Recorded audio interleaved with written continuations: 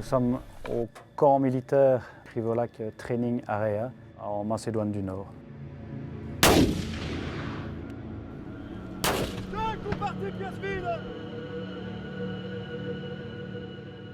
Je suis le commandant Jean, je travaille au 2e bataillon de commando. Ici, j'ai la fonction de chef de détachement, donc responsable général entre guillemets de l'entraînement pour l'exercice ici.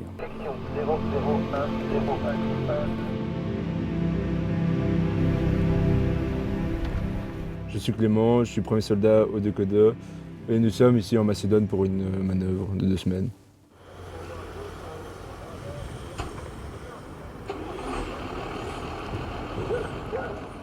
Donc le premier jour, on fait souvent des manips logistiques parce que quand on arrive, on doit récupérer nos sacs, etc.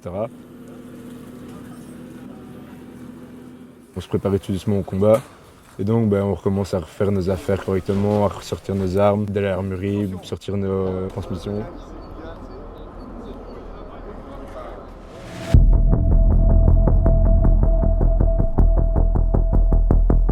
Pendant l'exercice au total, on sera 220 militaires belges sur place, donc sur 2 endroits, ici à Krivolac et un peu plus au sud auprès du lac Dorit. C'est une énorme plaine d'entraînement, donc le mot énorme a toute son importance parce qu'en Belgique on a également des plaines d'exercice mais elles sont un peu trop petites entre guillemets pour pouvoir s'entraîner idéalement, surtout pour pouvoir tirer avec tous nos systèmes d'armes.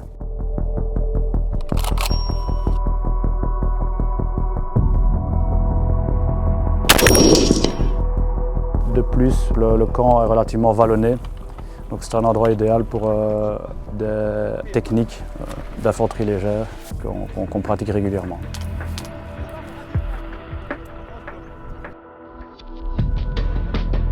Sur le lac Orit, on profite du potentiel sur place. C'est un énorme lac où on peut quand même clairement naviguer sans aucun problème. Le peloton boat, ils sont utiles pour pouvoir nous infiltrer sur l'eau vers différents endroits nécessaires. Et nos plongeurs de combat sont également très utiles pour faire tout ce qui est reconnaissance de plage et d'autres travaux spécifiques.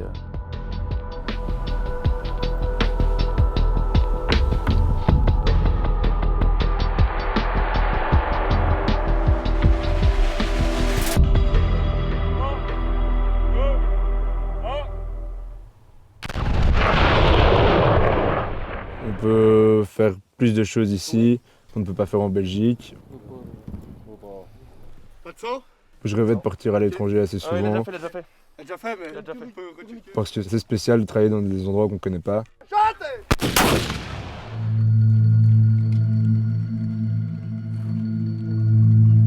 Je m'appelle Joss.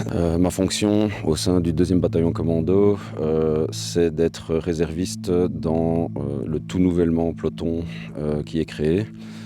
Et le but, c'est de se préparer pour pouvoir renforcer le bataillon au sein des pelotons et des sections si on atteint le niveau nécessaire. Donc les réservistes sont un peu à part de l'exercice. Ils sont bien sûr avec nous. Le but, c'est de leur montrer également ce que c'est un déploiement à l'étranger. C'est une belle plus-value pour eux. Mais le peloton réserviste est encore en phase de formation de base. Donc ils terminent leur phase d'entraînement spécialisé. J'avoue que c'est une énorme chance de pouvoir déjà partir dans un pays étranger avec le bataillon. Ça n'arrive pas partout.